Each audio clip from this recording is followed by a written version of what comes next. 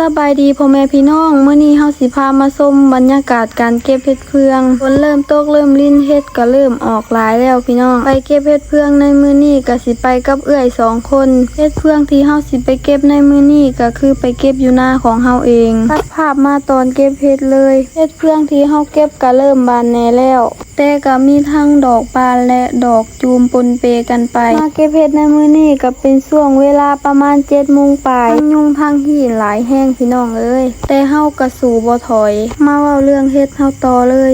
มาเบิ่งเฮ็ดยุมนี่ก็คืองามแฮงพี่น้องกำลังเป็นจูมพอดีแกงแซ่บนอกจากแกงก็เอาไปปิ้งปนก็แซ่บคือกันเว้าเรื่องเฮ็ดเพื่องกว่าสิได้กินก็บ่แม่นเรื่องง่าย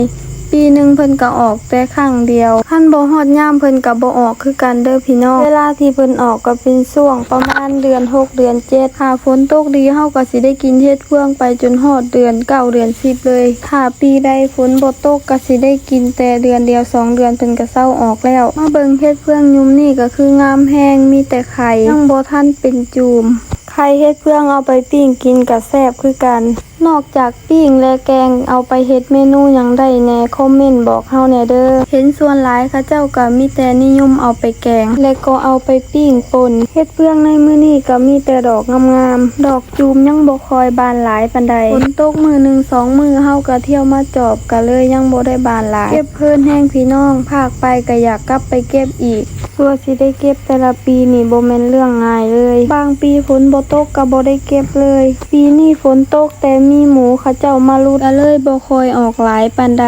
ปีใดออกหลายก็เก็บได้เทื่อละ2กะ3เก็บเทื่อใดเฮาก็สิเอาไปย้ายให้พี่น้องบางเทื่อได้หลายแห้งก็สิเอาไปขายอยู่ตลาดบางปีก็โลละ50ปีใดเป็นราคาแน่ก็โลละ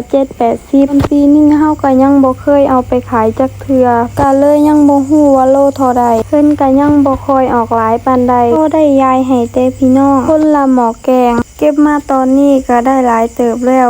เฮ็ดที่เฮาเก็บก็เริ่มเบิดแล้วตอนนี้ก็สิขอลาพ่อแม่พี่น้องกับเพื่อนนำเอาเฮ็ดของเฮาไปเฮ็ดอาหารขอจบคลิปเพียงเท่านี้คลิปหน้าพบกันใหม่ฝากติดตามเฮาแน่เด้อ